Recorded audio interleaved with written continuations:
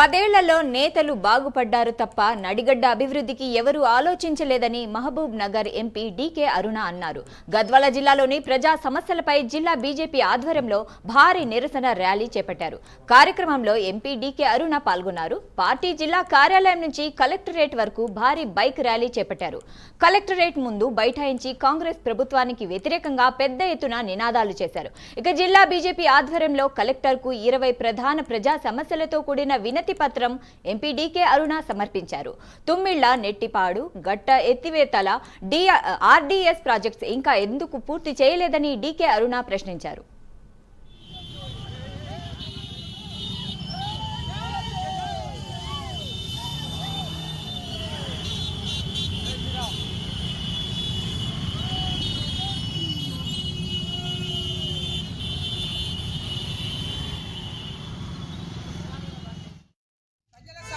పైన ప్రతి జిల్లా కేంద్రంలో కూడా భారతీయ జనతా పార్టీ ఆ సమస్యల పైన ప్రభుత్వం దృష్టికి తీసుకొచ్చి ఆ సమస్యల పరిష్కారం కోసం కృషి చేయడానికి పెద్ద ఎత్తున ర్యాలీలు నిర్వహించి ఆ ర్యాలీ తర్వాత జిల్లా కలెక్టర్ గారికి వినతి పత్రాన్ని సమర్పించే కార్యక్రమాన్ని ఇవాళ చేపట్టిన నేపథ్యంలో ఇక్కడ జోగులాంబ గద్వాల జిల్లాలో మనం ఈరోజు ఈ కార్యక్రమాన్ని ఏర్పాటు చేసుకున్నాం.